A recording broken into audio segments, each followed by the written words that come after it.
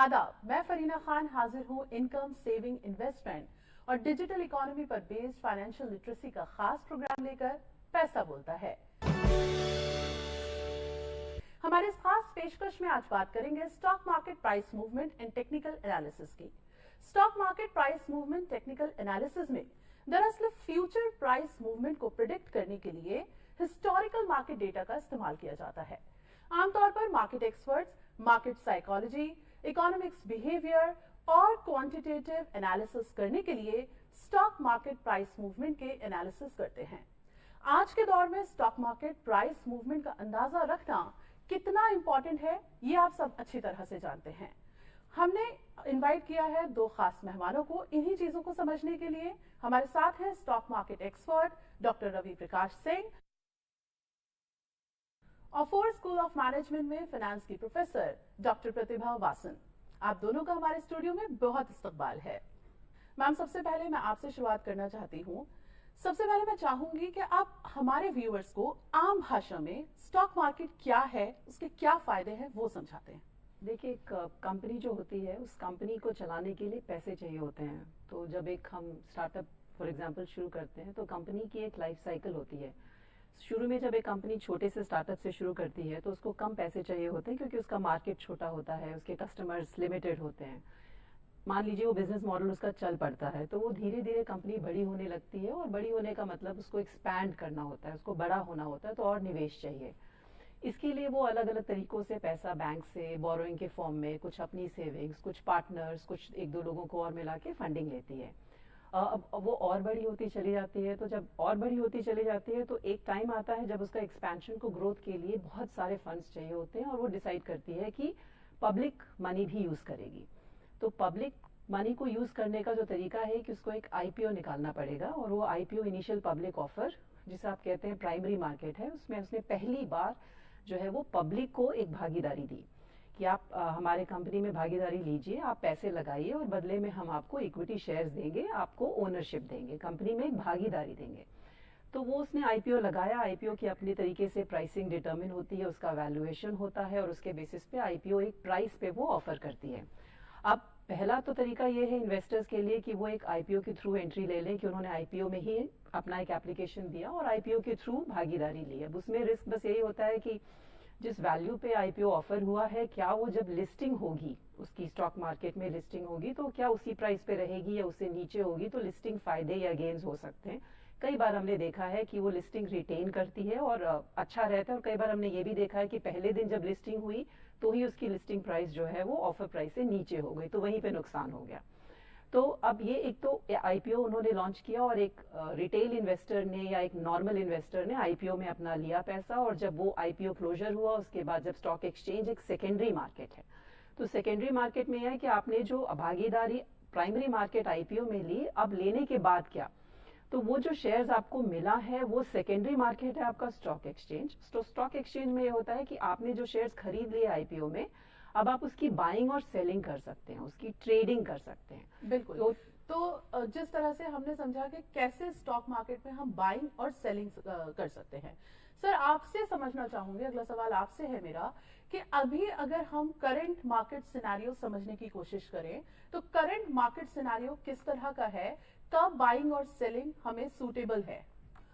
देखिए, सबसे पहले तो मैं आपको कॉन्ग्रेचुलेट करूंगा, और पैसा बोलता के पिछले कई एपिसोड को भी कॉन्ग्रेचुलेट करूंगा, क्योंकि आप लोग जिस तरीके का ये प्रोग्राम लेकर आए हैं ये आम आदमी की समझ में आ रहा है और आम आदमी इसको काफी फॉलो करता है। और आज का जो टॉपिक आपका है वो भी बड़ा कमाल का है, और इस कमाल को लास्ट तक हम लोग समझाएंगे कि आप किस तरीके से कर सकते हैं। और जैसा कि आपका टॉपिक है टेक्निकल एनालिसिस और साथ में प्रिडिक्शन करना, देखिए सब अपना फ्यूचर देखना चाहते हैं। मैं आपके क्वेश्चंस पे आता हूं, लेकिन सबसे पहला है कि आपके इस प्रोग्राम में आज जो डिस्कशन होने वाला है, जो इंपॉर्टेंट है वो ये है कि सब चाहते हैं कि भविष्य क्या है। कभी अपना भविष्य देखना चाहते हैं, कभी वास्तु के थ्रू देखना चाहते हैं, कभी आप जो है वो किसी पंडित की मदद लेते हैं, कभी आप किसी ऐसे कोशिश करते हैं कि अपना हाथ दिखाते हैं, भाग्य दिखाते हैं। इसी तरीके से जब आप अपना, एक तरीके से ये मैं कहूं कि आप अपना फाइनेंशियल गोल अचीव करना चाहते हैं और उसका भविष्य जानना चाहते हैं, तो मुझे लगता है कि टेक्निकल एनालिसिस आपको यहाँ पर काम आता है। तो ये आपका इंपॉर्टेंट है, इसलिए आप लोगों को मैं इसीलिए कॉन्ग्रेचुलेट कर रहा हूँ। अब आ जाते हैं कि आजकल मार्केट सिनेरियो क्या चल रहा है। देखिए, इस समय स्टॉक मार्केट में अच्छी बात यह है कि पिछले 3 महीने में स्टॉक मार्केट में लगभग 30 से 35% का करेक्शन हो चुका है और स्टॉक मार्केट एक अच्छी वैल्यूएशन पर यहां पर ट्रेड हो रहा है। और अच्छे वैल्यूएशन का क्या मतलब है? देखिए, हर बार इच्छा कई बार ऐसी होती है, नए लोग आते हैं स्टॉक मार्केट पे इन्वेस्ट करना चाहते हैं, लेकिन शेयर मार्केट इतना ऊपर दिखाई देता है कि लगता है कि यहाँ पे खरीदें कि नहीं खरीदें। अच्छी बात यह है कि यहाँ पर करेक्शन का मतलब है कि अभी शेयर मार्केट में काफी जो है वो एक गिरावट का दौर देखने को मिला है। और ये टाइम एक अच्छा इसलिए है क्योंकि अब अगले साल की तैयारी करनी है और लंबा निवेश करना है, तो आपके पास ऑप्शंस क्या हैं? पहला, यूएस का इलेक्शन खत्म हो चुका है। दूसरा, वहां के डेटा अब इंप्रूव कर रहे हैं। तीसरा, यहां पर अब फरवरी में बजट होगा, तो सरकार की लोक लुभावन योजनाओं का भी फायदा मिलेगा और उसकी वजह से कंपनियां यहां पर अच्छा परफॉर्म करती हुई नजर आएंगी। तो आगे आने वाला दौर जो है वो स्टॉक मार्केट का अच्छा बन सकता है। आपके लिए एक अच्छी अपॉर्चुनिटी हो सकती है जहां पर आप अच्छे से अपने फाइनेंशियल गोल को अचीव कर सकते हैं, पैसा बना सकते हैं, अपनी जरूरतों को पूरा कर सकते हैं और साथ ही आपने जो अपने बच्चों की पढ़ाई की प्लानिंग कर रहे हैं, उसकी शादी की प्लानिंग कर रहे हैं, उसकी एजुकेशन की प्लानिंग कर रहे हैं, वो फाइनेंशियल गोल आप अचीव कर सकते हैं।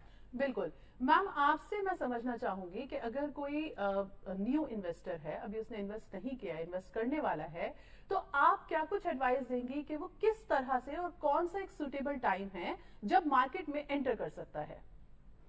देखिए, एक न्यू इन्वेस्टर से आपका मतलब अगर यंगस्टर्स हैं जो अभी जॉब मार्केट में एंटर हुए हैं, जिनके पास अभी बहुत फैमिली रिस्पॉन्सिबिलिटीज नहीं है, बच्चे नहीं हैं, जिनके पास सेविंग्स हैं, तो एक डिस्पोजेबल इनकम है, तो वो देख सकते हैं कि उनके जितने भी खर्चे हैं और उसके अलावा थोड़ी सेविंग्स हम बफर के लिए रखते हैं, कोई इमरजेंसी के लिए रखते हैं, वो सब रखने के बाद जो बच जाता है वो उस पैसे को उनको इन्वेस्ट करना है। अब इन्वेस्ट करने का मतलब ये है कि किसी एक चीज में ना डाल के बेहतरी होती है कि आप उसको डाइवर्सिफाई करें। स्टॉक मार्केट एक ऐसा मार्केट है जो आपको अच्छे रिटर्न्स दे सकता है। आप एफडीज में रखें या कहीं और इन्वेस्ट करें, उसके कंपैरिजन में स्टॉक मार्केट्स का रिटर्न अच्छा है। तो यंगस्टर्स जो जिनके पास डिस्पोजेबल इनकम है वो स्टॉक मार्केट की तरफ देख सकते हैं। अब अच्छा रिटर्न्स दे सकता है, हाई रिटर्न्स दे सकता है, तो उसमें ये भी है कि रिस्क भी वहां पे सबसे ज्यादा हाई होता है। तो किन स्टॉक्स में लगाना चाहिए, किस में नहीं लगाना चाहिए, इसके लिए बेहतर होगा कि वो थोड़ा सा फाइनेंशियल स्टडी करें और थोड़े से वो इसके स्टॉक मार्केट्स के बारे में समझें, कंपनीज की परफॉर्मेंस के बारे में समझें। किसी के कह देने पे किसी स्टॉक में इन्वेस्ट कर लेना अच्छी बात नहीं होगी। शुरू में जरूरी है कि किसी एक एक्सपर्ट से थोड़ा एडवाइस लेकर के वो इस मार्केट में एंटर करें, क्योंकि कोई प्रेडिक्ट नहीं कर सकता। हम कितना भी टेक्निकल एनालिसिस की बात करें, फंडामेंटल एनालिसिस की बात करें, एंड ऑफ द डे किसी को नहीं पता है कि मार्केट कहाँ पे जाने वाला है या स्टॉक कैसा परफॉर्म करने वाला है। तो जरूरी है कि वो थोड़ा फंडामेंटल, उनके कैश फ्लो की डिपेंडेंस, उनका मार्केट, वो कितना डिपेंड करते हैं फॉरेन मार्केट्स पे, जिस कंपनी में वो लगाना चाहते हैं उसका फॉरेन एक्सपोजर कैसा है, अगर वो डोमेस्टिक मार्केट में है तो कितना डाइवर्सिफाइड उनका पोर्टफोलियो है, ये देखें, उनका पीछे का पास्ट ट्रैक रिकॉर्ड देखें और कोशिश करें ऐसे स्टॉक्स में इन्वेस्ट करने की जिसमें उनको थोड़ा उस सेक्टर का या इंडस्ट्री का आइडिया है। बिल्कुल, अगर उनको बिल्कुल ठीक कहा मैम ने कि जिस तरह से जब भी एक यंगस्टर या फिर जो भी न्यू इन्वेस्टर्स हैं उनको उस सेक्टर्स की थोड़ी बहुत समझ होना बहुत जरूरी है। सर मैं आपसे समझना चाहूंगी कि क्या कुछ फैक्टर्स हैं जिसकी वजह से जो मार्केट के जो स्टॉक प्राइसेस हैं वो फ्लक्चुएट करते हैं, कौन से मतलब इफेक्टिंग फैक्टर्स की अगर हम बात करें तो वो कौन से फैक्टर्स हैं? देखिए, मैं प्रतिभा मैम की बातों में थोड़ा सा कुछ ऐड करना चाहता हूँ। एक पहला पॉइंट जो हमारा सबसे इम्पोर्टेंट है, जो मैडम ने कहा, देखिए जैसा कि ये प्रोफेसर हैं और यंग जनरेशन जो जिस हिसाब से स्टॉक मार्केट पे अग्रेशन आ रही है और लोगों के पास ऑप्शंस है, तो 2 ऑप्शन यहाँ पर आपके पास क्रिएट होते हैं। पहला ऑप्शन है कि आप एक अच्छे इन्वेस्टर बनिए, दूसरा आप अपना करियर भी इसी में बनाइए। और शायद मेरे ख्याल से प्रतिभा मैम इस चीज से एग्री भी करती होंगी कि लोगों को अब इन्वेस्टमेंट बैंकिंग के करियर की तरीके से भी नजर आ रहा है और उसमें लोगों को काफी जो है वो एक जॉब सिक्योरिटी और एक अच्छा तरीका भी निकल रहा है जिसमें कि आप अर्निंग अपनी कर सकते हैं। दूसरा, जब आप स्टॉक मार्केट पे निवेश करते हैं, मैं एक फॉर्मूला बहुत सिंपल जो मैंने डिराइव किया मैं आपके साथ शेयर करता हूँ। पहला, कि आप अपनी एज जो भी है उसको आप अपनी जो भी आपकी एज है उसको आप सिंपल 100 से माइनस कर दीजिए। सपोज करिए कि आज मैं यंगस्टर हूं और मैं प्रतिभा मैम के कॉलेज में पढ़ाई कर रहा हूं और मेरी एज आज 22 साल है, तो मैंने 22 साल को माइनस कर दिया, मेरे पास 78 नंबर आ गया। अब 78% इन्वेस्टमेंट मैं अपनी जो भी सेविंग है उसका इक्विटी मार्केट पे करूंगा। 30 साल का हूं तो 70% करूंगा, 40 साल का हूं तो 60% करूंगा, 50 साल का हूं तो 50% करूंगा। ये आपको करोड़पति बनाने से नहीं रोक सकता अगर आप इस इन्वेस्टमेंट की आदत की डालेंगे। क्यों? क्योंकि आप जब बहुत लॉन्ग टर्म, देखिए हम हमेशा डरते रहते हैं, हमेशा हम इस चीज से डरते हैं आगे क्या होगा। आपने बहुत सी कहानियां सुनी होंगी जिसमें 2000 में किसी ने इन्फोसिस में थोड़ा सा निवेश किया था, आज वो करोड़ों के मालिक हैं। ये स्टोरी उनकी नहीं है, ये स्टोरी आपकी है। अगर आप इतना लंबा निवेश करने की रणनीति रखते हैं तो आप भी आज से 20-30 साल बाद मल्टी बैगर बनेंगे, और इसमें कोई डाउट नहीं, क्योंकि जिस हिसाब से भारत की ग्रोथ स्टोरी है, सरकार यहाँ पर स्ट्रांग है और आगे डेवलपमेंट जिस तरीके से हो रहा है उसको अगर देखें तो भारत की ग्रोथ स्टोरी में कोई शक नहीं, और आपको वो रिटर्न्स यहाँ पर मिलते हुए नजर आएंगे। अब आते हैं कि आपके पास एवेन्यू क्या है। डाइवर्सिफिकेशन की भी बात मैम ने की थी, बहुत अच्छी तरीके से आप डाइवर्सिफिकेशन करिए। किस तरीके से करिए? स्टॉक मार्केट में आप लंबे समय के लिए निवेश की रणनीति बनाइए, कुछ पैसा एफडी में डाल के रखिए जिससे कि जब जरूरत हो तो आप उस पैसे को भी निकाल सकें, कुछ पैसा बॉन्ड में डाल कर रखिए, और कमोडिटी में गोल्ड को तो बिल्कुल मत भूलिए, क्योंकि उसकी चमक को पकड़ना है तो आपको गोल्ड में निवेश की रणनीति बनानी पड़ेगी। तो आपके पास ये एवेन्यूज हैं, यानी 5 तरीके से आप इन्वेस्टमेंट कर सकते हैं। और अभी के जो मार्केट के हालात देखें, जिस तरीके से मार्केट में एंट्री, देखिए मैं कहता हूं स्टॉक मार्केट पे अगर निवेश करना है तो बिल्कुल ये सब छोड़ दीजिए कि आज क्या चल रहा है, कल क्या चलेगा, आगे क्या होगा। आज है, आप अपना कुछ पैसा, मतलब आप अगर कुछ नहीं जानते तो भी आप 10 रुपए भी निवेश करेंगे तो आपको ये शुरुआत होगी, और शुरुआत के बाद फिर आपका मन लगना शुरू होगा और फिर आपको समझना पड़ेगा। और जब आप किसी चीज में जाते हैं, कूदते हैं और जानने की कोशिश करते हैं तो आप आगे बढ़ते हैं। तो स्टॉक मार्केट का सही टाइम हमेशा सही टाइम है जब आपकी निवेश, आपकी पॉकेट आपको सूट करती हो। इस समय थोड़ा सा ग्लोबल सिनेरियो जो अगर समझते हैं, देखिए जियोपॉलिटिकल एक इशू है, लेकिन जियोपॉलिटिकल एक अपॉर्चुनिटी भी है। क्यों अपॉर्चुनिटी? क्योंकि देखिए स्टॉक मार्केट अच्छे को भी कैच करता है और बुरे को भी कैच करता है। अच्छा क्या, अगर यहाँ पर जियोपॉलिटिकल टेंशन कम होगा तो मार्केट वैसे ही बढ़ेगी, एक्सपोर्ट्स बढ़ेंगे। लेकिन अगर जियोपॉलिटिकल टेंशन यहाँ पर इंक्रीज होता है, क्रूड ऑयल के प्राइसेस बढ़ेंगे, क्रूड ऑयल के प्राइसेस बढ़ेंगे तो commodities related stocks, infrastructure related इस तरीके के स्टॉक्स में तेजी होगी। तो यानी अच्छा भी फायदा और बुरा भी फायदा ही देता है। तो इस तरीके की रणनीति इस समय यहाँ पर है, तो मुझे लगता है ये यहाँ पर फोकस करना चाहिए। बिल्कुल मैम, अगर कोई नया इन्वेस्टर है और वो चाहता है कि मैं मार्केट में एंटर करूं, लेकिन उसके बैक ऑफ द माइंड एक चीज चलती रहती है, क्या मैं सक्सीड होऊंगा, क्या मुझे ये रिस्क लेना चाहिए, क्या ये इस रिस्क के लिए मैं तैयार हूं। तो अगर वो इस तरह से कंफ्यूजन में है तो उनके लिए मतलब कैसे उनको आगे बढ़ना चाहिए? देखिए, जो एक नया इन्वेस्टर है, जैसे मैं बात करी थी, मान लीजिए आप एक जॉब में हैं, तो जॉब में आपके पास इतना टाइम नहीं है कि आप portfolio as a trader behave कर सके। सारा टाइम आप फोन खोल के उसका मूवमेंट्स देखते रहे। मैं भी कई बार देखती हूँ, मेरी क्लास में भी कुछ स्टूडेंट्स हैं, बहुत यंगस्टर्स, जो अभी से स्टॉक मार्केट में डील करते हैं। तो अब वो होता है टेंडेंसी की क्लास भी चल रही है तो ये इतना एक एडिक्शन है कि आप उसको ट्रैक करते रहते हैं। तो अगर आप यंगस्टर हैं, जॉब में है, उतना टाइम नहीं है आपके पास और आप डिसाइड नहीं कर पाते, जैसे सर ने कहा कि आप एक फुल टाइम प्रोफेशन ही बना लीजिए स्टॉक मार्केट ट्रेडिंग को, मेरा एडवाइस थोड़ा सा यही रहेगा कि आप शुरू में अगर एक जॉब के साथ इसको डील कर रहे हैं तो आपको बहुत क्लैरिटी होना चाहिए कि आपके पास कितना इनकम है जो आप इसमें लगाना चाहते हैं, जिसपे आप रिस्क ले सकते हैं। यंगस्टर्स की रिस्क एपेटाइट हाई होती है, जैसे मैंने कहा उनके पास जिम्मेदारियां उतनी नहीं होती हैं, अभी वो शुरू कर रहे होते हैं करियर का। तो आपको ये अपने आप में क्लैरिटी होना चाहिए कि कितने पैसे पे आप रिस्क ले सकते हैं। हर एक का रिस्क एपेटाइट अलग अलग होता है, हर एक की फाइनेंशियल बैकिंग अलग अलग होती है। किसी को पेरेंट्स का सपोर्ट होता है, किसी के पास कुछ बैकअप होता है, किसी के पास नहीं होता। तो ये आपको इंडिविजुअल को डिसाइड करना है, ये मेरे कहने पे या किसी और के कहने पे नहीं चलता है। तो आपको क्लैरिटी होना चाहिए कितने पे लेना है। दूसरा, आप जॉब के साथ हैं, आपको फाइनेंशियल मार्केट का कोई आइडिया नहीं है, तो जैसे मैंने कहा आपको किसी के एक्सपर्ट के साथ जाना पड़ेगा। उस केस में मान लीजिए म्यूचुअल फंड्स हैं, तो म्यूचुअल फंड्स एक प्रोफेशनल एएमसी हैंडल करती है, तो वो उनको एक्सपर्टीज होती है स्टॉक मार्केट्स की, वो पोर्टफोलियो को उसके हिसाब से मैनेज करते हैं। तो आप शुरुआती तौर पे आप एक म्यूचुअल फंड के थ्रू जा सकते हैं। म्यूचुअल फंड में भी आपको वैरायटी मिलेगी। अगर आपको हाई रिस्क चाहिए तो आप इक्विटी बेस्ड म्यूचुअल फंड में जा सकते हैं। वो म्यूचुअल फंड जो इक्विटी शेयर्स में लगाता है।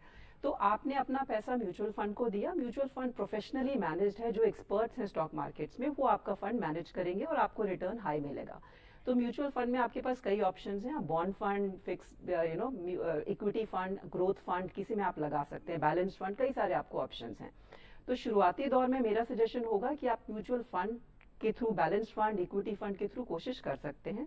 इसके अलावा आपको एनालाइज करना पड़ेगा। अगर आपको फिर जैसे डाइवर्सिफिकेशन की हम बात करें तो स्टॉक मार्केट में भी आप डाइवर्सिफाई कर सकते हैं। आप जैसे म्यूचुअल फंड में कुछ पैसा लगाया, कुछ पैसा आपने इक्विटी शेयर्स में डायरेक्टली लगाया, तो जब आप डायरेक्टली लगाते हैं तो आपको देखना पड़ेगा कि जैसे आने वाला टाइम, एक बहुत ही छोटा सा बेसिक सा प्रिंसिपल है कि कभी भी ओवर वैल्यूड चीजों में नहीं पैसा लगाना चाहिए। तो आप हमेशा उसमें लगाइए जो अंडर वैल्यूड है। तो अंडर वैल्यूड का मतलब ये है कि वो आगे चल के उसका वैल्यू बढ़ने ही वाला है। अब आप कैसे पता लगाएंगे कि कोई चीज अंडर वैल्यूड है या ओवर वैल्यूड है? उसके लिए हम जनरली बताते हैं कि पीई रेशियो होता है, कि जो मार्केट का प्राइस है उसका और जो उसकी बैलेंस शीट में और इनकम स्टेटमेंट में और फाइनेंशियल स्टेटमेंट से जो वैल्यू निकल कर आ रहा है, और जो उसका जिस रेट पे वो मार्केट में खरीदा या बेचा जा रहा है स्टॉक मार्केट में, दोनों का रिलेशनशिप बताता है प्राइस टू अर्निंग रेशियो। 20 से 25 गुना हम मानते हैं कि नॉर्मल है, अच्छा है। तो अगर आपका मार्केट प्राइस 20 से 25 गुना है उस बुक प्राइस का, तो हम कहते हैं कि ये वैल्यूएशन अच्छी है।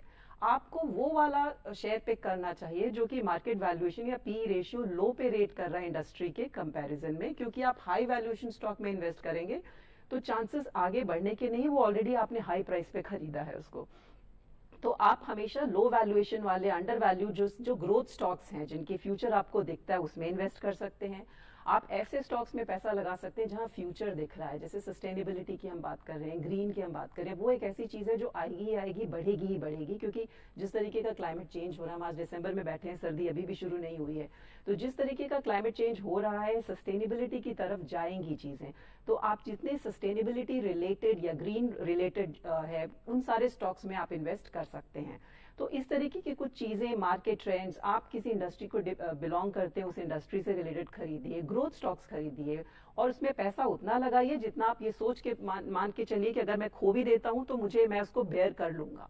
तो आप वो सोच के पैसा लगाइए और फिर अपनी तरफ से पूरा प्रिकॉशन लीजिए, लेकिन तैयार रहिए कि वो हो सकता है कि पैसा आपको कुछ भी ना दे। तो उतना मेंटली भी आपको स्ट्रांग होना चाहिए। बिल्कुल। सर, मैम की बात को मैं आगे बढ़ाना चाहूंगी। मैम ने बोला कि जो अंडर वैल्यूड शेयर्स हैं उनमें अगर हम वॉरेन बुफे की स्ट्रैटेजी को भी समझें तो उनका भी मानना यही है कि अंडर वैल्यूड जो शेयर्स हैं उन पे आप इन्वेस्टमेंट करने की कोशिश करिए। लेकिन सबसे बड़ा सवाल ये होता है कि हम ये आइडेंटिफाई कैसे करें। कुछ पॉइंट्स मैम ने भी बताए, मैं आपसे भी समझना चाहूंगी कि अंडर वैल्यूड शेयर्स को हम कैसे आइडेंटिफाई करें। देखिए, मैम ने एक फंडामेंटल टर्म का यूज किया जिसे कहते हैं पी रेशियो, जिसे कि आप अर्निंग कह सकते हैं। दूसरा, कई ऑप्शंस होते हैं जिसमें कि आप रेवेन्यू उनके देख सकते हैं कि continuous quarter on quarter basis पे उनके रेवेन्यू इंक्रीज हुए या डिक्रीज हुए हैं, उनके एबिटा कितने हैं। तो इस तरीके के फंडामेंटल टर्म्स हैं। लेकिन मैं, चूंकि टेक्निकल एनालिसिस भी एक पार्ट है, तो मैं उसको भी यहाँ पर ऐड करता हूँ। जैसे कि आप चलिए, आपने फंडामेंटली एक सेलेक्ट कर लिया एक स्टॉक की इस समय 25 के पी पे, मैम ने बताया कि 25 के पी इस समय नॉर्मल है, और स्टॉक में आपने पी देख लिया, एबिटा देख लिया, रेवेन्यू देख लिया, प्रॉफिटेबिलिटी कंटिन्यू इंक्रीज हो रही है, बिजनेस ग्रोथ हो रही है। तो ये सारी चीजें देखने के बाद वो स्टॉक आपको सपोज 22 के पी पे मिल रहा है, तो वो एक अंडर वैल्यूड स्टॉक हो गया। अब उसमें एंट्री और एग्जिट करने का जो तरीका है वो आप टेक्निकल एनालिसिस की मदद से ले सकते हैं। टेक्निकल एनालिसिस में आपने कई टर्म सुने होंगे, जिसमें आपने टीवी चैनल्स या इस पे देखा होगा, कोई लोग, बहुत से लोग कहते हैं 200 डीएमए, यानी कि 200 डीएमए का मतलब है कि डेली मूविंग एवरेज प्राइस के पास है। या फिर आपने एक टर्म सुना होगा जिसे कहते हैं 52 वीक हाई या फिर 52 वीक लो पे ट्रेड हो रहा है स्टॉक। तो आप जब एंट्री करते हैं, देखिए क्या हुआ, फंडामेंटली आपने ये आइडेंटिफाई कर लिया कि ये स्टॉक तो अच्छा है या फिर ये स्टॉक मुझे नहीं लेना। लेकिन अगर अच्छा है तो उस पे आपको बैठना भी पड़ेगा, उसको आपको पकड़ना भी पड़ेगा, उसको लेना है। तो उसके लिए क्या करना है, उसके लिए आप इन चीजों को देख सकते हैं। आप सपोज करिए कि कोई स्टॉक है जो कि टेक्निकली आपको पकड़ में आता है और वो आता है कि चलो 200 डीएमए के पास चल रहा है, यानी डेली मूविंग एवरेज के पास चल रहा है, तो वो एक एंट्री का पॉइंट वहां पर बनता है, क्योंकि मैक्सिमम प्रोबेबिलिटी वहां से रिवर्सल की बनती है। तो इस तरीके से हम लोग आइडेंटिफाई करते हैं स्टॉक को और उनको खरीदते हैं और फिर अपने गोल के अचीव, यानी कि अगर इंडस्ट्री का पी सपोज करिए कि कंटिन्यू इंक्रीज हो रहा है, 25 के पी से 26 का पी हो गया, 27 का पी हो गया, तो मेरा 22 के पी वाला स्टॉक धीरे धीरे वो 25 के पी तक जाएगा, एक एवरेज इंडस्ट्री की ग्रोथ दिखाई देगी। तो आप ऐसे स्टॉक को लॉन्ग टर्म के लिए सेलेक्ट करके आप उस पर एंट्री कर सकते हैं। अपने जो पैसा है उसको डाइवर्सिफाई करके उसमें कुछ पैसा 20-30% का रेशियो डाल सकते हैं, जिससे कि आपकी इन्वेस्टमेंट स्टार्ट हो सकती है। सर, एंट्री पॉइंट की आपने बात की, 1% अगर वो एंट्री पॉइंट में एंटर नहीं कर पाता, तो क्या उसे नेक्स्ट एंट्री पॉइंट का वेट करना चाहिए, या फिर उसको फिर मतलब थोड़ा कम में वैसे ही, अगर उसको लगता है कि नहीं मैंने एंट्री पॉइंट मिस कर दिया लेकिन अभी थोड़ा सा नीचे आया तो मैं फिर एंटर कर जाऊं, तो क्या उसको वहां कर देना चाहिए एंटर, या फिर नेक्स्ट एंट्री पॉइंट का वेट करना चाहिए? देखिए, ये आपकी रिस्क कैपेसिटी पे डिपेंड करता है, लेकिन आपका बहुत अच्छा सवाल है और आपने ऐसा पूछा है कि जिससे कि लोगों को क्लियर हो। बहुत से लोगों को एंट्री पॉइंट क्लियर नहीं होता क्या है, मैं आपको एक एग्जांपल देता हूं।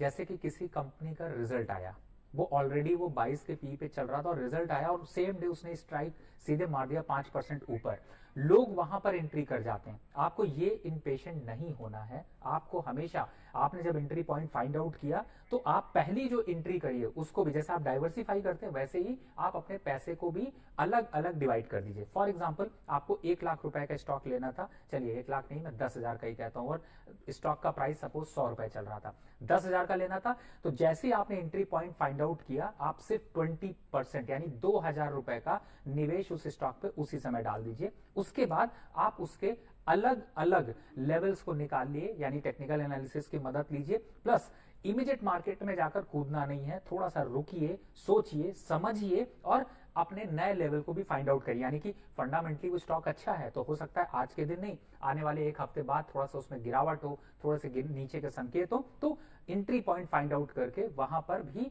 फिर आप 20% निवेश करिए। तो पार्शियल निवेश, आपने एक स्टॉक सेलेक्ट किया, उस स्टॉक पे निवेश की रणनीति अगले आने वाले 15 से 20 दिन तक की एंट्री प्राइस रखिए और एक स्टॉप लॉस जरूर रखिए। स्टॉप लॉस टेक्निकल एनालिसिस का मतलब है कि आपको रिव्यू भी करना है कि अगर आपने स्टॉक पे 100 रुपए पे एंट्री कर ली और वो स्टॉक वहां से गिरावट पे 90 आ गया, तो ऐसा नहीं कि 90 के बाद वो 60 भी आ गया, आप खरीदते ही जा रहे हैं, फिर आप ही प्रमोटर बन जाएंगे, कुछ होगा नहीं आपका। तो ऐसा काम नहीं करना। आपको एक लोअर लेवल भी देखना है कि अगर मेरे रिस्क के नीचे चला जाता है तो इस स्टॉक से एग्जिट करके मैं दूसरी रणनीति यहां पर अप्लाई करूंगा या फिर उसको अपनी एप्लीकेशन पे लेके जाऊंगा, जिससे कि मेरा नुकसान लिमिटेड हो और प्रॉफिट मेरा बड़ा हो। और हमेशा इस रेशियो को मेंटेन करते हैं 1:3, यानी कि अगर आप कोई स्टॉक पे 10 रुपए का प्रॉफिट सोच रहे हैं तो फिर उसका स्टॉप लॉस 3 रुपए रखिए, या अगर आप 30 रुपए का टारगेट लेकर चल रहे हैं कि मुझे इस स्टॉक में 30% का प्रॉफिट होगा, तो 10% का एक स्टॉप लॉस लेकर भी चलिए। स्टॉप लॉस का मतलब है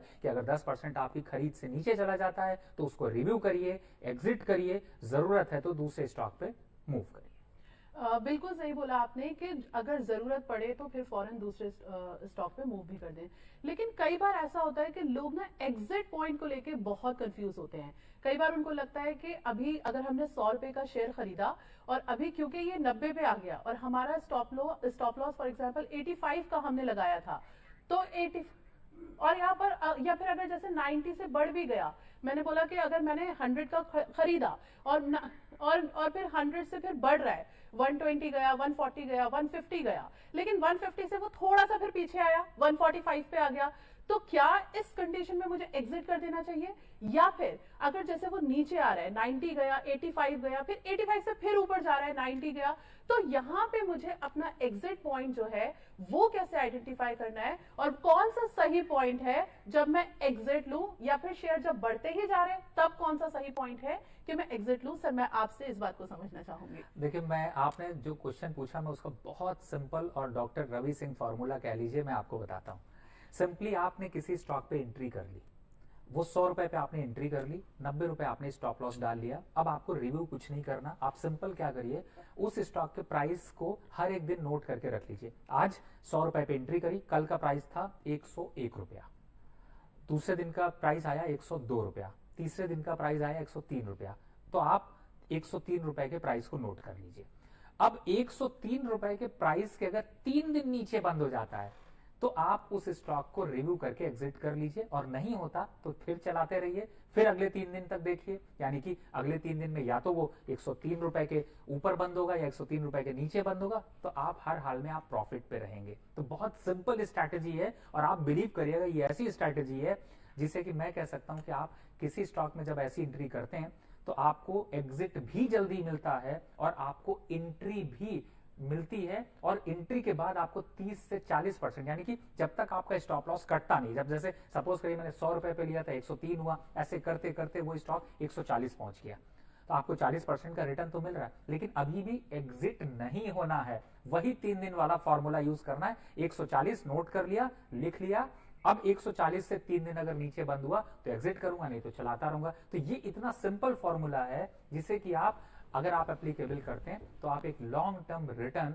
और एक बढ़िया पोर्टफोलियो बना सकते हैं। बिल्कुल, क्योंकि हमने समझ लिया कि एंट्री पॉइंट क्या है, एग्जिट पॉइंट क्या है, लेकिन जो शेयर खरीदता है उसके दिमाग में एक अलग वो होता है कि कहीं ऐसा ना हो कि मैं ये फिर गिर जाए और मैं अपना प्रॉफिट ना निकाल पाऊं, कहीं ऐसा ना हो कि ये बढ़ जाए और मैं निकाल दूं तो फिर प्रॉब्लम हो जाए। तो एक इमोशनल जो डिसीजन होता है उसका कितना इम्पैक्ट होता है, मैम आपसे समझना चाहूंगी इस इमोशनल डिसीजन को फ्लक्चुएटिंग मार्केट में किस तरह से हम कंट्रोल कर सकते हैं। देखिए, स्टॉक प्राइस और स्टॉक प्राइस का डिटरमिन करना कि मार्केट में किस प्राइस पे चल रहा है, वो जैसे बाकी कोई भी हम प्रोडक्ट लेते हैं उसमें डिमांड और सप्लाई डिसाइड करती है। अगर डिमांड सप्लाई से ज़्यादा है तो प्राइस बढ़ती है, और सप्लाई डिमांड से ज़्यादा है तो प्राइस घटती है। तो फाइनेंशियल सिक्योरिटीज या स्टॉक या शेयर्स ये भी एक प्रोडक्ट ही है जिसके ऊपर वही डिमांड और सप्लाई एक्ट करती है। तो स्टॉक मार्केट एक बाजार है, और उसमें डिमांड कितनी ही उस शेयर की, लोग ज्यादा खरीद रहे हैं या ज्यादा बेच रहे हैं, वो डिटरमिन करेगा कि प्राइस बढ़ेगी या घटेगी। अब आपका सवाल था कि अगर इमोशनल डिसीजन हाँ, है तो वो फ्लक्चुएटिंग मार्केट में कैसे कंट्रोल तो करेंगे। अब होता क्या है कि अभी जो डिमांड और सप्लाई है, थोड़ा सा डिफरेंस उसमें ये है कि फाइनेंशियल प्रोडक्ट या बाकी फिजिकल प्रोडक्ट है, बिस्किट्स हैं या जो फिजिकल कमोडिटीज होते हैं उसके, और इसमें थोड़ा कंपैरिजन ये है कि इसका इसमें रिस्क कहीं ज्यादा है। रिस्क कहीं ज्यादा इसलिए है कि ये जो शेयर प्राइस हम कहते हैं डिमांड और सप्लाई डिटरमिन करते हैं, डिमांड और सप्लाई को बहुत चीजें अफेक्ट करती हैं, और उसमें एक बहुत बड़ा रीजन होता है। एक तो होता है कि कंपनी के जो फंडामेंटल्स है वो अफेक्ट करने भी चाहिए, क्योंकि एक शेयर का अपना प्राइस कहाँ से आएगा, अपना तो कोई वैल्यू नहीं है, वो तो एक डॉक्यूमेंट है, इलेक्ट्रॉनिक डॉक्यूमेंट है, तो उसमें वैल्यू आती कहाँ से, जो पीछे कंपनी काम कर रही है उससे वो वैल्यू आती है। तो कंपनी अगर ग्रो कर रही है, सेल्स बढ़ रहे हैं, प्रॉफिट्स बढ़ रहे हैं, तो उस शेयर की वैल्यू बढ़नी चाहिए, लोग को ज्यादा खरीदना चाहिए, और अगर कंपनी की ग्रोथ नीचे जा रही है तो वैल्यू कम होनी चाहिए। पर कंपनी के अलावा और भी कुछ फैक्टर्स हैं जो आपका एक सवाल भी था कि क्या फैक्टर्स अफेक्ट करते हैं शेयर प्राइस को। तो एक कंपनी तो अफेक्ट करती है, कंपनी की परफॉर्मेंस अफेक्ट करती है, लेकिन उसके अलावा आप कंपनी भी, आपको पता है कि कंपनी एक माहौल में काम करती है, वो एक एनवायरनमेंट में काम करती है, एक सोसाइटी में काम करती है, तो उसका जो बिजनेस एनवायरनमेंट है उसमें गवर्नमेंट पॉलिसीज आ जाती हैं, कस्टमर के प्रेफरेंसेस, टेस्ट आ जाते हैं, इंटरनेशनल मार्केट्स आ जाती हैं, आपकी बैंक्स, आपका फाइनेंशियल मार्केट्स, ये सारी चीज़ों में जो जो घटनाएं होती हैं वो सब कंपनी की ऑपरेशंस को अफेक्ट करते हैं, और उससे शेयर प्राइस अफेक्ट होता है। तो एक चेन रिएक्शन होता है। अब जो शेयर प्राइसेस जो ऊपर या नीचे होते हैं, तो एक साइंस नहीं है कि ये हुआ है तो प्राइस ऊपर जाएगी और ये हुआ है तो प्राइस नीचे जाएगी। मैं तो एक प्रोफेसर हूँ, हम पढ़ाते हैं फाइनेंस में कि प्राइस आप कैसे डिटरमिन कर सकते हो। कुछ मॉडल्स हैं जो सालों साल से चलते आ रहे हैं फाइनेंस में, जो आपको एक वर्कआउट करके बता देता है कि आइडियली अगर रिस्क फ्री रेट ये चल रहा है तो ये होना चाहिए, इस शेयर का ये प्राइस होना चाहिए। अगर इससे ज्यादा मिल रहा है तो हम कहते हैं कि भाई आपको एक्सेप्शनल रिटर्न्स दे रहा है, और अगर इससे कम दे रहा है तो जैसे आप पूछ रही थी वैल्यूएशन हम कैसे पता करें, तो मॉडल्स हैं थ्योरी में जो बताते हैं कि उसको यूज करके आप, उससे ज्यादा आता है तो ओवर वैल्यूड है, कम आता है तो अंडर वैल्यूड है। लेकिन हकीकत की मार्केट में ऐसा होता नहीं है। तो क्यों? क्योंकि एक बेसिक एजम्पशन लेते हैं आप, जब वो मॉडल यूज करते हैं, कोई भी मॉडल आप यूज करते हैं प्रेडिक्ट करने के लिए, तो आप एक बेसिक सा एक एजम्पशन लेके चलते हैं कि जो इन्वेस्टर्स हैं, निवेशक हैं, वो समझदार हैं, वो पढ़े लिखे हैं, उनको मार्केट की पूरी जानकारी है, और वो इमोशन से काम नहीं करते हैं। तो जो भी आप मॉडल लगाते हैं उसका ये बेसिक सा एजम्पशन है कि सारे ही इन्वेस्टर समझदार हैं, सबको पूरी जानकारी है, और इमोशंस के साथ नहीं, वो उस जानकारी के हिसाब से काम कर रहे हैं, मुनाफा नुकसान देखकर। हकीकत में ऐसा नहीं होता है। हकीकत में सेंटिमेंट्स, इमोशंस इन्वॉल्व होते हैं, और वो इसलिए इन्वॉल्व होते हैं क्योंकि आप शेयर का जो प्राइस है वो सिर्फ पीछे की परफॉर्मेंस नहीं दिखाता, वो आगे के आप आज शेयर खरीदती है मान लीजिए, तो आप आज जब खरीद रही हैं तो उस टाइम जिस कंपनी का वो शेयर है उस कंपनी की एक परफॉर्मेंस है, और वो परफॉर्मेंस कौन सी है, पीछे की परफॉर्मेंस है। आगे तो किसी ने नहीं देखा कि कंपनी कैसा करने वाली है। तो आप आज जो शेयर खरीद रही हैं वो पीछे की परफॉर्मेंस तो सिर्फ उसका एक बेस है ना, वो तो शेयर प्राइस में ऑलरेडी दिख रहा है। अच्छी परफॉर्मेंस होगी तो प्राइस ज्यादा पे मिल रहा होगा आपको आज ही के डेट में। तो आप आज उस प्राइस पे क्यों शेयर को खरीद रही हैं? आप तो खरीद रही है फ्यूचर के लिए कि फ्यूचर में कंपनी कैसा करेगी और प्राइस ऊपर जाएगी या नीचे जाएगी।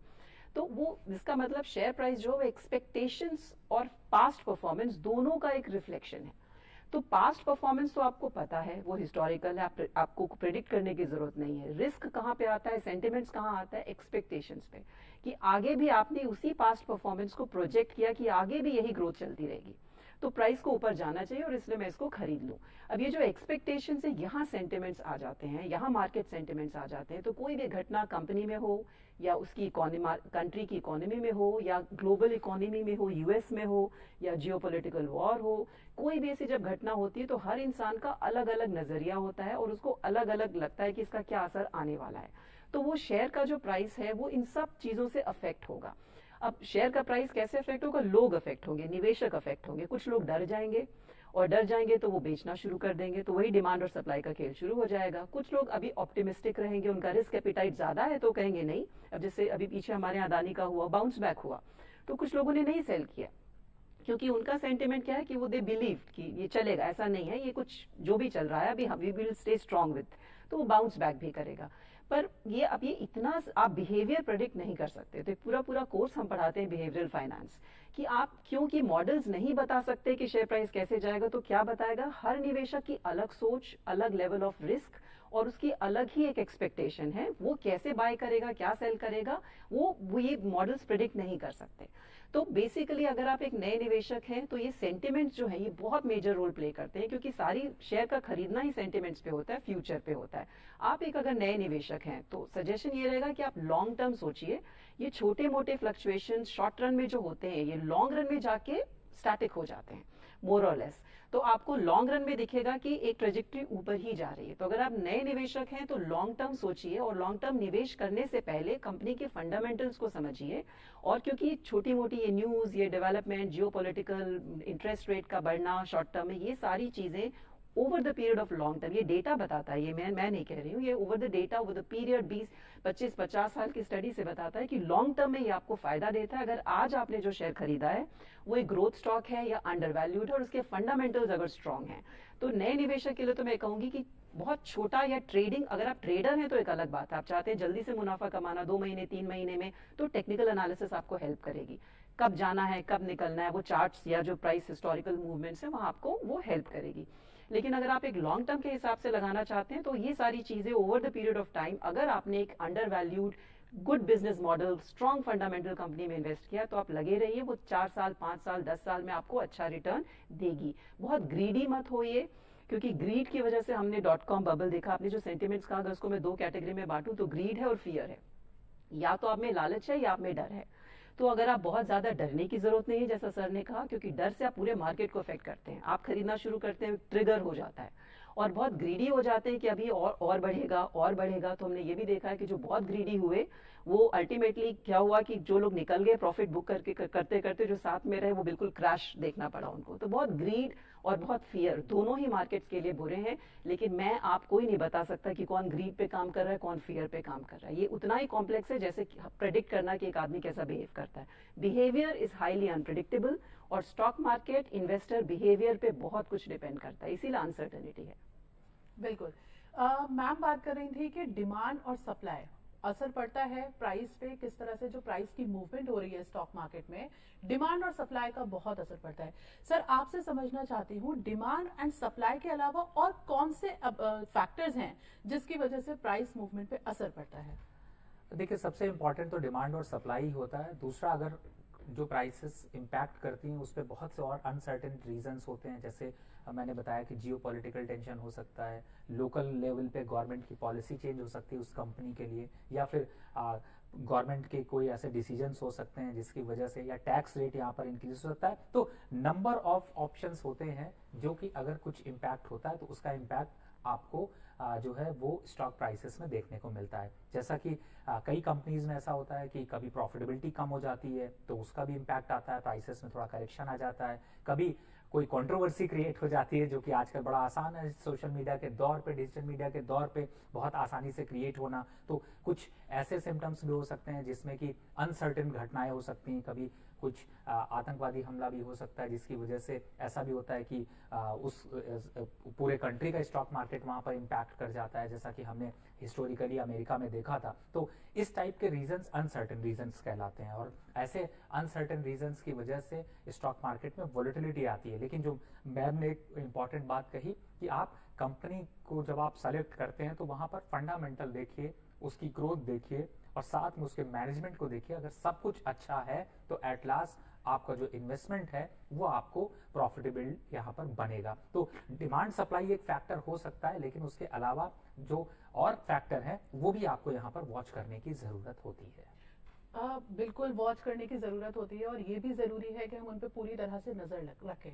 लेकिन कुछ अनसर्टेन हो जाता है, फॉर एग्जांपल गवर्नमेंट की कोई नई पॉलिसी आ जाती है, या इंटरनेशनल मार्केट में कुछ चेंजेस आ जाते हैं, या कोई बड़ा डिसीजन हो जाता है, कुछ इस तरह की जो चीजें जो बिल्कुल अनसर्टेन है, अनप्रिडिक्टेबल है, वो आ जाती हैं।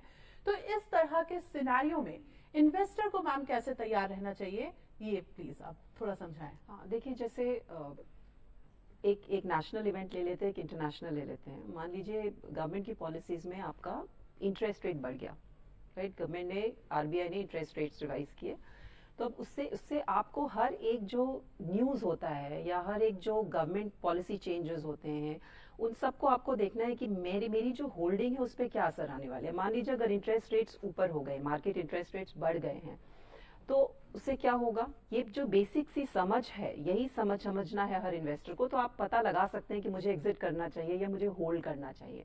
तो अगर मान लीजिए इंटरेस्ट रेट बढ़ता है तो कंपनीज के लिए क्या होगा कि उनकी कॉस्ट ऑफ बोरोइंग बढ़ जाएगी, क्योंकि कंपनीज जो है वो डेट पे, लोन पे चलती हैं, उनके बैलेंस शीट पे अच्छा लोन भी होता है। और पर्टिकुलरली अगर आप जिस कंपनी में इन्वेस्टेड हैं उसने अगर अच्छा लोन लिया है तो उसकी कॉस्ट ऑफ बोरोइंग बढ़ेगी। तो अगर उसकी कॉस्ट ऑफ बोरोइंग बढ़ेगी तो प्रॉफिट्स नीचे आएंगे।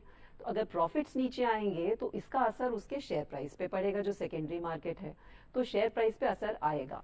ठीक है, तो इसलिए अब आप ये अंदाजा लगा सकते हैं कि अगर इंटरेस्ट रेट्स मार्केट में बढ़ती है तो शेयर प्राइस पे नेगेटिव असर आएगा।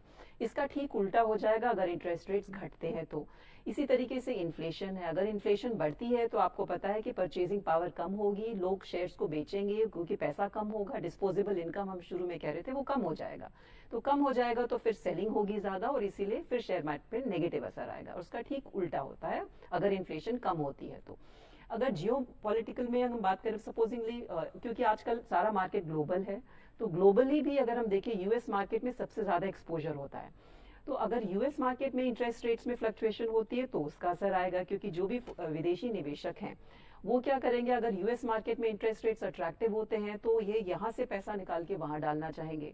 तो इस तरीके से असर आता है। तो एक निवेशक को क्या देखना है कि हर फैक्टर सबको असर नहीं डालता है या सबको एक जैसा असर नहीं डालता है।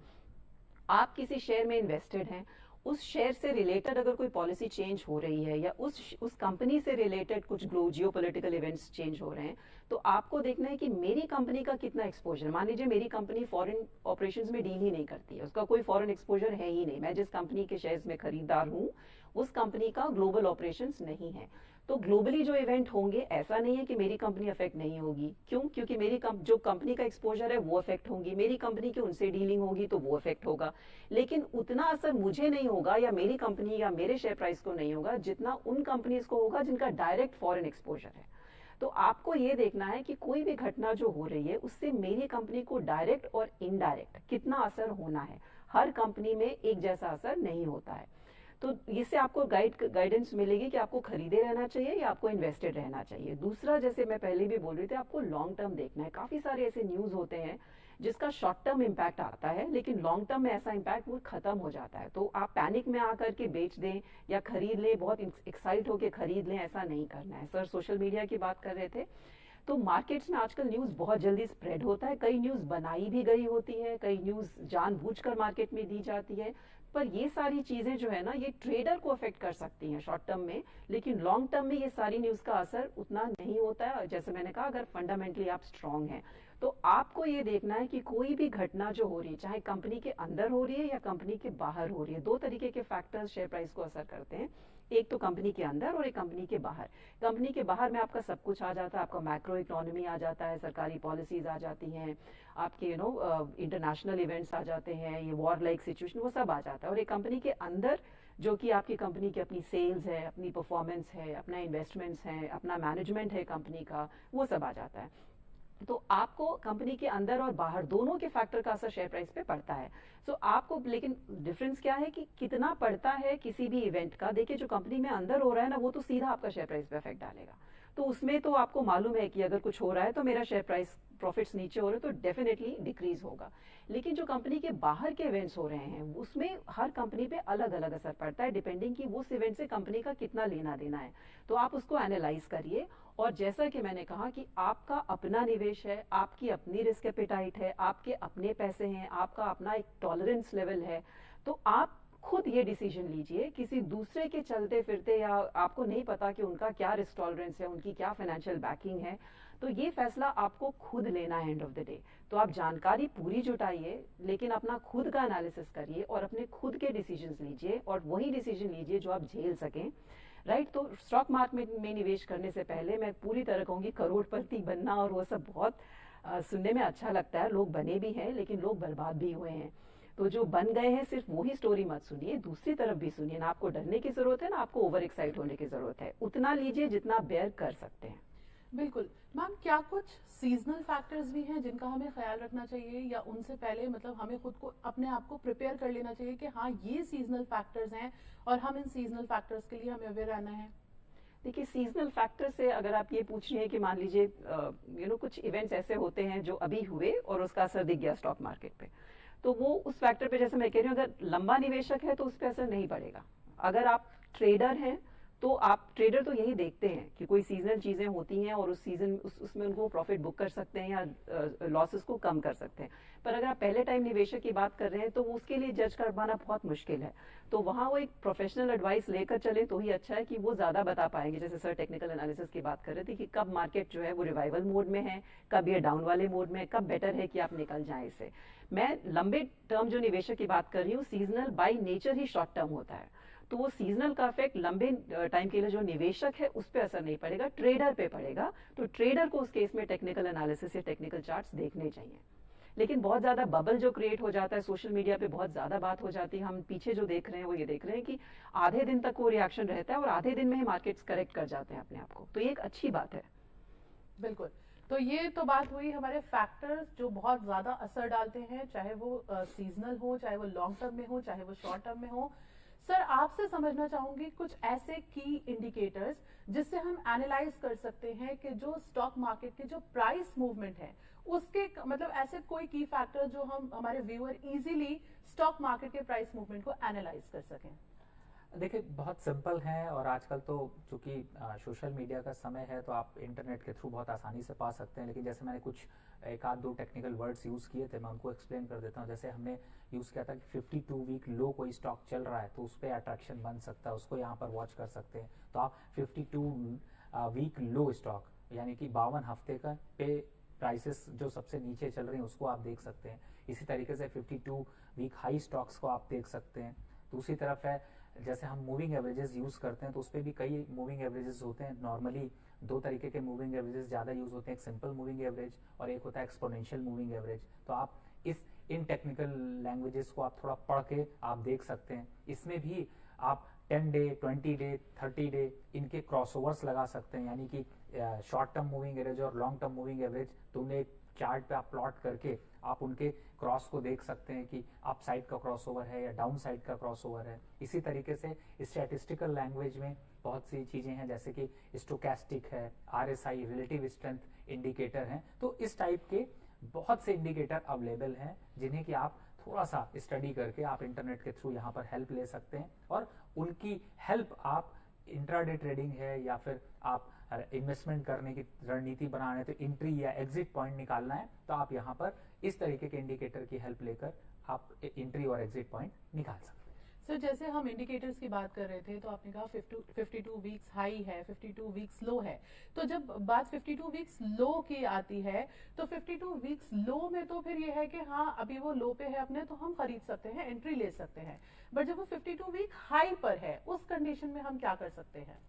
ये बहुत अच्छा सवाल है। देखिए दो चीजें हैं, एक तो स्टॉक पहले लेते हैं कि 52 वीक हाई की बात करते हैं। 52 वीक हाई पे क्या प्रोबेबिलिटी बनती है, इस प्रोबेबिलिटी को स्टैटिस्टिकली अगर समझा जाए तो इसका मतलब है कि कंपनी 52 वीक हाई का मतलब है कि कंपनी इतना अच्छा परफॉर्म कर रही है और उसकी जो अर्निंग्स हैं या फिर उसके जो प्राइस मूवमेंट है वो नए पे नए हाई बना रहा है और पिछले 52 वीक जो हाई था उसको ब्रेक करता है। इसका मतलब क्या होता है, जब हम देखिए कोई भी बॉल को हम जब ऊपर उठाते हैं तो वो एक बार नीचे गिरने के बाद फिर ऊपर उठती है, तो उसका बाउंस एक पता चलता है। इसी तरीके से जब आप ज्यादा फोर्स के साथ आप उठाकर फेंकते हैं तो थोड़ा ज्यादा और बाउंस बैक मिलता है। यही चीज सेम 52 वीक हाई और लो के लिए कॉन्सेप्ट काम आती है, यानी कि अगर पिछले हाई को तोड़ रही है और इस बार मोमेंटम अच्छा है, वॉल्यूम अच्छे हैं, वॉल्यूम का मतलब ट्रेडर का इंटरेस्ट अच्छा है, ज्यादा इन्वेस्टर्स को अट्रैक्ट कर रहे हैं, तो वो एक नया हाई बना सकता है। तो इस तरीके की थ्योरी पे स्टॉक जो है वो आपको 5-10% का मूवमेंट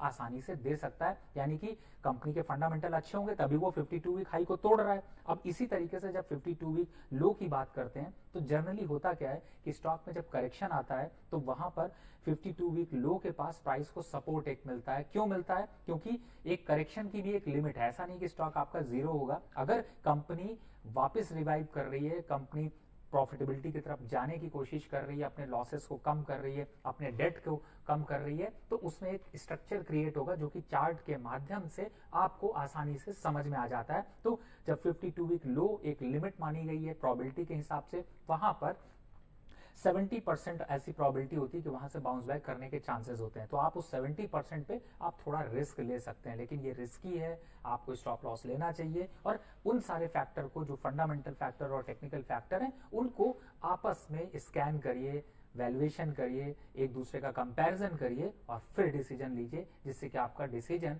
ज्यादा से ज्यादा करेक्ट हो सके। बिल्कुल, बहुत सही बोला आपने कि ये बहुत जरूरी है कि आप जब स्टॉक मार्केट में एंटर करते हैं, एंट्री पॉइंट, एग्जिट पॉइंट बहुत जरूरी है जानना, मार्केट बिहेवियर को समझना बहुत जरूरी है। मैम ने भी कहा कि बहुत सारी टर्म्स ऐसी होती हैं जो समझना बहुत जरूरी होती हैं, और किस तरह से कब और हम किस तरह से एंट्री और एग्जिट ले सकते हैं वो भी बेहद जरूरी है। बहुत शुक्रिया मैम आपका, बहुत शुक्रिया सर डॉक्टर रवि हमारे साथ जुड़े हैं, दोनों ने हमें बहुत कुछ जानकारी दी। पैसा बोलता है कि इस खास कड़ी में फिलहाल इतना ही। हमारा ये प्रोग्राम आपको कैसा लगा, इस पर आप भी अपनी राय दे सकते हैं। इसके लिए हमारी ईमेल आईडी है ddurduspecials@gmail.com। इसी के साथ हमारी पूरी टीम को दीजिए इजाजत। आदाब।